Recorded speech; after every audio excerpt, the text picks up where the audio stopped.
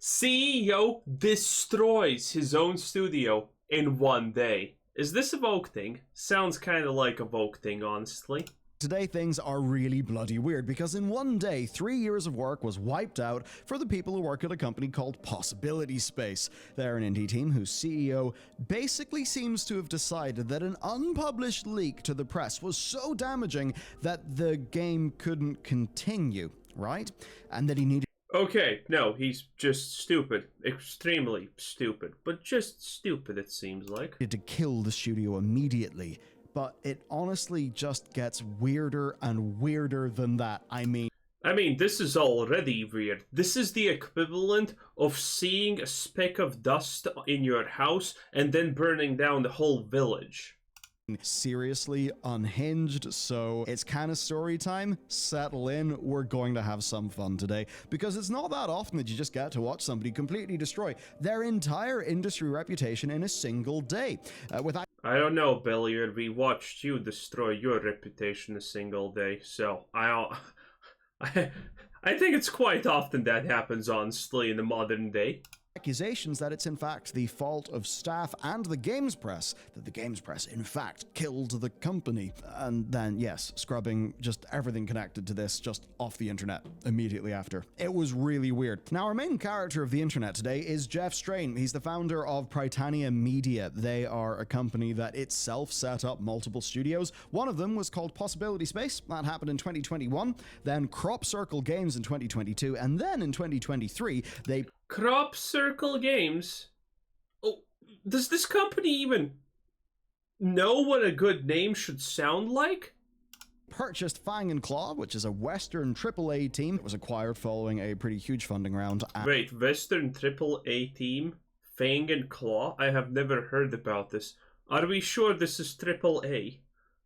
And Dawon, who are an Indian mobile team. In terms of talent here, you had people from Valve, from Camposanto, from Insomniac, plenty from ArenaNet, Undead Labs, who are the State of Decay people, and Blizzard. So, the whole plan here was to have this as remote as is possible team. Which Blizzard are we talking about? The old Blizzard that actually did good things? Or modern day Blizzard that is a plague upon society and especially gaming? I wonder. And when you went through their website, it was just every single box that one could try to tick for good boy points could be ticked. Honestly, to the point where, for me, it almost started to look like, a total red flag. It just seemed... Equity. Now that's a word I want to hear when I'm looking at the game. Ah, man, what is a game without equity? Nice. Yeah, this seems horrible. Really try hard, and I think we're going to find out that it may in fact have actually been a red flag. Now, going back to the foundation of Possibility Space, gets kind of fun. So, you've got Jeff talking about how they need to make a company and hire for culture to the point where the studio can... Hire for culture? You're making a gaming company! You're making a company that develops games! What kind of magical culture are we talking about here? How do you justify stupid decisions like that? Oh, we're gonna hire for culture so we get that sweet, sweet BlackRock Vanguard money? Is that it? Because it seems like it. And over the next 5 years, the next 10 years, quote, that we build a culture that would survive me. And he goes on to basically, his point there is clearly a culture that can survive him leaving the studio or any key person leaving the studio. But of course, That's not a culture, that's called a stable business, okay? When Google tried to build a culture, they got a bunch of woke purple-haired complete morons inside there, and now yesterday they fired 30 of them because, turns out woke is really bad at, living in general, I guess. We found out pretty recently they did not build a studio that could survive him because he killed it. Now, before this, Jeff had a legit career. He worked at Blizzard, he then co-founded ArenaNet, and Now, I would not call working at Blizzard a stable career. Undead Labs. again, State of Decay. Like, he is thoroughly a games industry veteran, and prior to this weekend, he was mainly just known for the output of those studios, which broadly speaking was pretty damn successful. Now, there are some interesting things. He was also known from, well, some reporting that his sale of Undead Labs to Microsoft, because of course, after State of Decay 2, Phil Spencer came in with a big bag of cash, acquired the company. But that happened shortly after Jeff had given one of his allegedly, like, quite impressive and legendary, like, rallying the troops speeches to the company about how they would be retaining their independence. So, he really did. Yeah, when the company gets bought out, there's no such thing as retaining independence. Ask Todd Howard how he feels under the boot of Microsoft. He loves it, in fact, actually. Change his tune in that one. Well, he was known for that. And then an open letter. He penned an open letter in 2021 as a reaction to the allegations of a toxic working culture at Activision Blizzard. He was calling for widespread unionization in order to protect developers from the actions of management. Now, yes, unions. The fastest way to put yourself on a list of people who should not be ever promoted, who should not ever receive bonuses, who should work the worst things, and people who, in general, you can get rid of because they have, literally chose to mark themselves as garbage.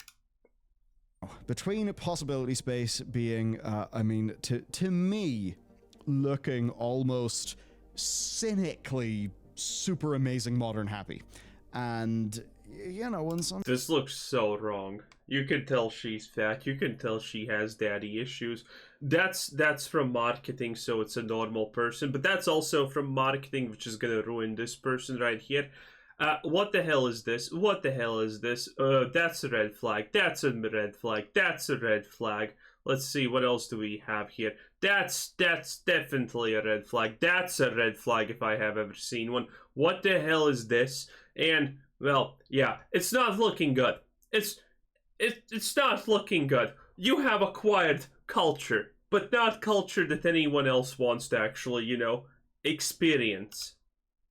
Some people try a little bit too hard to look a certain way. Maybe they're sort of betraying their own tendencies in terms of actions. Let's keep that kind of thing in mind as we proceed with today's story. Possibility Space is not the first studio that died. The first studio that died under Prytania was Crop Circle Games. So they closed in March, and they were reporting layoffs and apparently implicit payoffs to not be, taking any legal action with the National Labor Relations Board, which is certainly an interesting thing to be reported when we are talking about a company that, Jeff was heavily involved in.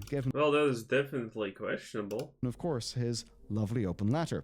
Now, shortly after that, the ex-CEO, Annie Strain, who is married to Jeff and also is a games industry veteran, founder of ArenaNet, well, she posted a message that now, of course, is deleted alongside the company website that details the rationale.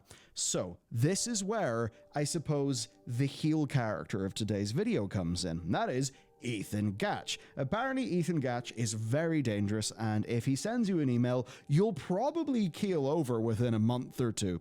So she says that she received information that journalist Ethan Gatch was writing about the state of the studio and its finances. Imagine that, a situation where Prytania goes about, founding studios, acquiring other ones, one of the studios goes down, and then a journalist thinks, what if I try to follow the money? I don't know, Ethan's dangerous. Now, she then claimed that she couldn't know whether Gatch was writing about her then unknown health struggles with MS, which obviously is a really shit thing to be dealing with. So obviously, as much as MS was what exactly? Mental something? This is a very, very strange story. That's obviously terrible. Now, the way that she framed it was that she didn't know whether Ethan would basically kind of break the news about her health condition and therefore wanted to clear the air by publicly disclosing that health condition, and also by saying that the game being worked on by Crop Circle had no funding interest from publishers and was, quote, just fundamentally out of touch with emerging player tastes and not aligned with the portfolio strategies of any publishers or investors. Now, of course, at that time, it's 2023. Certainly, games funding is beginning to dry up, and a lot of things that VCs were pouring money into, those were not really panning out. To take a look at another recent example, you have Palia, right? Now, can't sort of talk exactly how, but I know that Palia, they had an insane burn rate.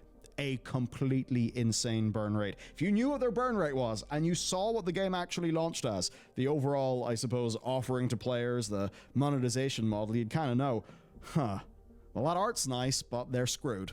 And it does kind of seem that happened because the studio, quite shortly after the Steam launch, had some pretty bad news. But anyway, the studio was furloughed and then it was closed. And to all of us, that did make sense, right? That something could just go wrong and there's no money. That made sense.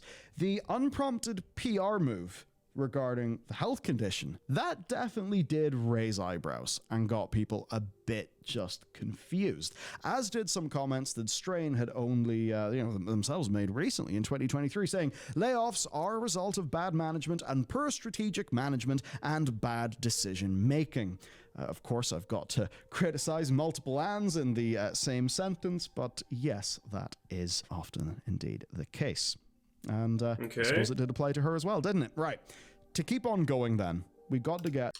I'm so confused, by the way. ...to where things get bizarre. Number one, actually, there was a bizarre thing, in that while all of this stuff was going down in 2023, when presumably they were working on this game that they had zero, interest from, they were also going around buying studios, Fang and Claw, and Dawon, which is weird. And then we get to where this all just kind of exploded in the internet, possibility space, and its death, because it, over last weekend, was entirely closed. Staff were suddenly told on Friday with an email going out while some of them were in the middle of meetings. And as of right now, no severance is being paid and the teams in the US are expected to keep working until Friday the 19th, but it's kind of unclear what they're going to be working on because the game has in fact... Yeah, that's what I'm gonna ask. That was what I was gonna ask. Wait, keep working on what exactly?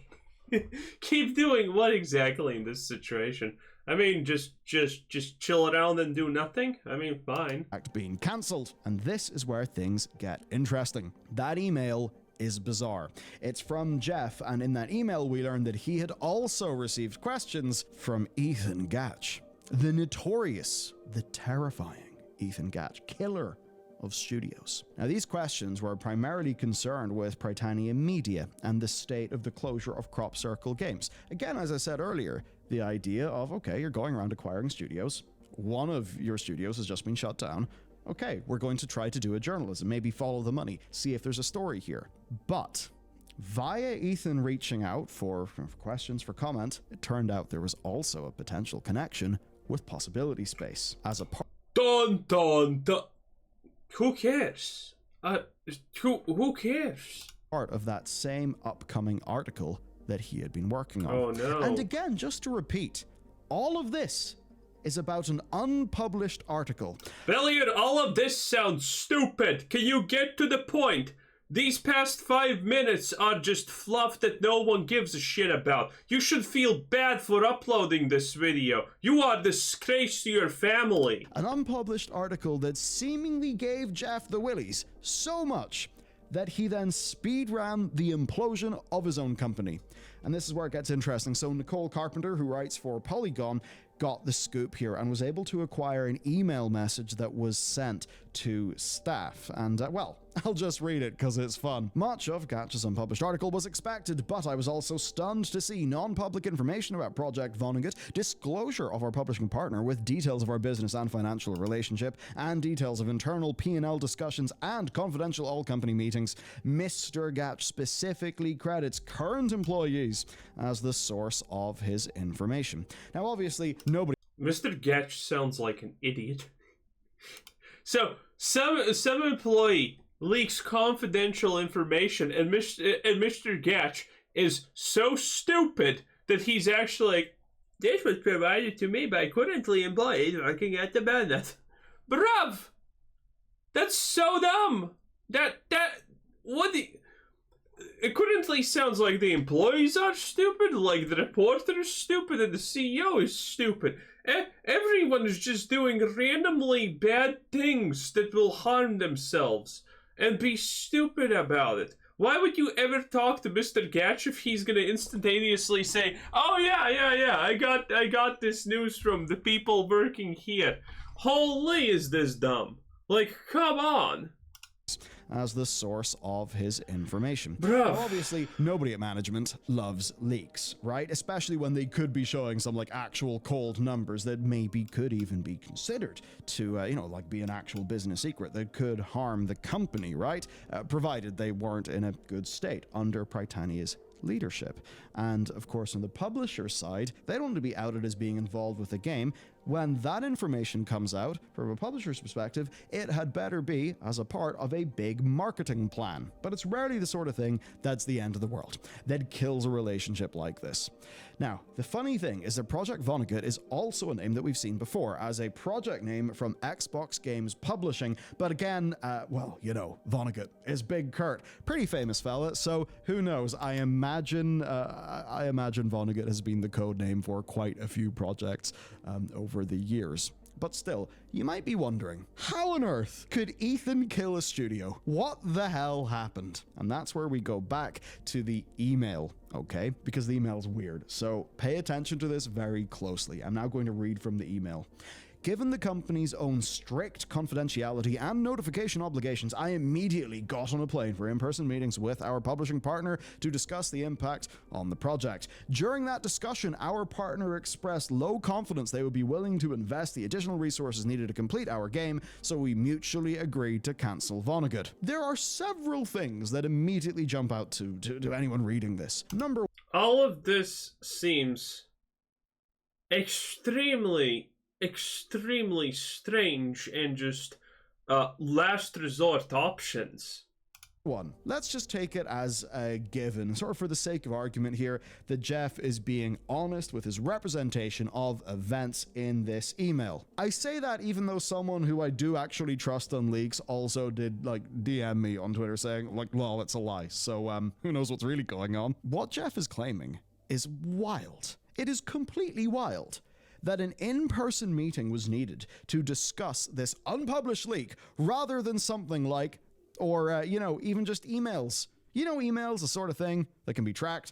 Or maybe that's the problem, that emails can be tracked, that email could leak, that maybe the Zoom call could be recorded. Yeah, just call.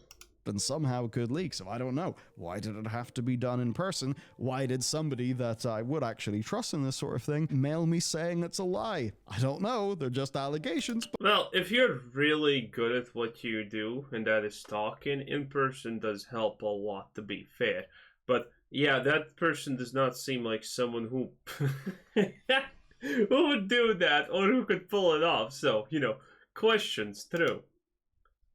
But it's overall very bizarre. Now let's just sort of cross-examine what Jeff has tried to say here, okay? And look at the two sentences, because the first is about the reaction to the leak from Jeff, claiming that a meeting was needed in order to disclose, basically, this confidentiality breach. And then the second is about low confidence in the additional resources that were needed to fund the game actually, I suppose, having a good ROI, therefore the game being cancelled. So the question then is, how are these two things connected? Because the logic doesn't really follow. I mean, one, is a disclosure of info to a journalist. How does that then... I'm not sure what logic even he means, by the way. Again, super lost. ...transform into the publisher then bringing up a discussion about additional resources and killing the project. So that's the thing. Those do not appear to be events that are actually connected. The first is Strain calling a meeting with his publisher to talk about an info breach, right? Where maybe some private information on funding from a publisher may have got out to the public in the future. Again, an unpublished article. The second is about whether that publisher has... Actually, all of this kind of does seem tied together if you just want to ask the question, does this tie together? So he meets the publisher expresses low confidence that they are going to get a return on investment considering everything that has happened, seemingly. So, I don't know. The part that gets me is the idea to complete the game, so we mutually agree to cancel this. This kind of implies to me that the game is kind of near completion, and at this point, they can't be asking for that much money. So you have lost 80% of your money without any chance of recompense, or you add like a little bit on top so they can finish it, and you have a chance at actual profit. Or at least recouping some of the money you lost. This last part doesn't seem to make sense, because it's you don't cancel projects like this, ideas like this, and whatnot if they are far enough along the way. You can cancel them pretty early on, in average, but when it's almost finished, which this makes me think it is almost finished, you don't do that. Confidence in the project, or at least enough of it, to put more money into it. Those don't seem connected. Jeff never actually says that the game's publishing fund is being pulled because of the leak, but the meeting that allegedly took place because of the leak then also included the pulling of the funding, I guess. But then that raises the obvious question: how the hell did that conversation spiral so negatively, so badly? I mean, you can understand a publisher being kind of mad, but killing a project outright? That does seem bizarre. Now, if this meeting was called to cover a leak as a part of a regular production that was going fine, then why are they suddenly talking about the additional costs to finish a project? And that just leads to the overarching question here. If the profit and loss sheet and presumably projected returns for the game were positive or even neutral, why would they be reported in the first place? What would Ethan be trying to dig up? I mean, having invested in 2 further studios only last year, and with a project at Crop Circle Games that apparently had no place in the industry, I mean, it seemed like they had some sort of financial plan, right? Like they got the money to acquire those 2 other studios. Crop Circle dies. Possibility Space dies. What is going on? Now, the final part of the email is effectively the end of Possibility Space, and maybe Britannia as a whole, because he confirms he's stepping away from games. He says, "As of today, I'm stepping away from the games industry to focus on my family. Take care of Annie. I also wish you the best as you navigate the complex industry and the challenges and opportunities ahead." But hey, it's the games industry. There are high growth opportunities everywhere. You might just have to compete with Mike Ybarra for a few of them, though.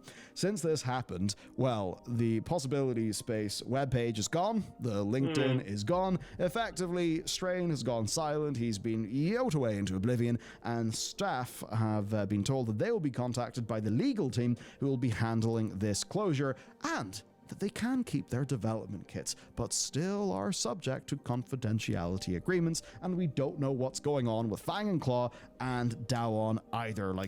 Okay, so I'm still omega confused. Will they continue to exist? What's going on with them? Who knows? From a management... So, nothing that made sense happened, and just the studio shut down.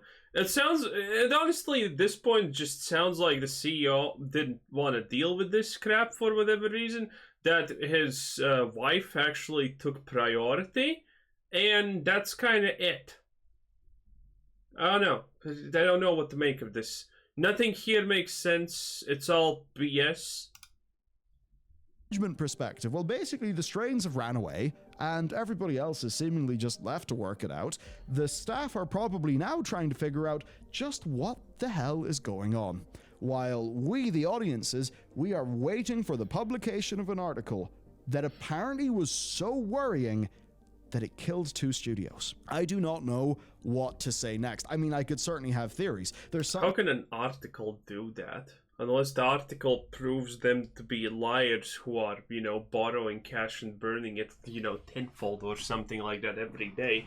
It's you can't even do this. Again, this makes no sense. In my head that's saying, okay, did they have some internal suggestions? Some, I don't know, internal numbers that they ran about the game project? Were those counter to what the publisher believed? Did the publisher somehow get their hands on that information via Gatch's reporting or via staff leaking? I mean, I have heard of... But the guy who's doing this investigation hasn't. We don't even know if he spoke with the publisher. It's just. Again, nothing makes sense. What the hell is this? Some instances where staff who are disgruntled at a company will actually try to basically go around their boss, go around their studio head to the publisher. I'm sure sometimes that can work out okay. It does seem like a high-risk maneuver, though. Ultimately, I do not know. I cannot tell you what to think, other than perhaps something here stinks. It's really strange, and I know that this is about a studio that most will not have heard of, even though, like, yes, it is full of AAA vets, but it's just so weird. AAA vets, yeah, I mean, that matters so much in the modern day. It's so weird that... When was the last AAA game you saw that actually was good from industry veterans? Exactly, I don't even remember. I think it's a kind of interesting story to follow, and I certainly am looking forward to this article coming out. What the hell is it going to detail? Okay, Nothing? That's it for me. I suppose if you were... Okay, we are done. That was ridiculously strange. That was billiard news. 10 out of 10. This was Quizzer Said, thanks for watching. Subscribe if you haven't already, and have a nice day. Bye-bye.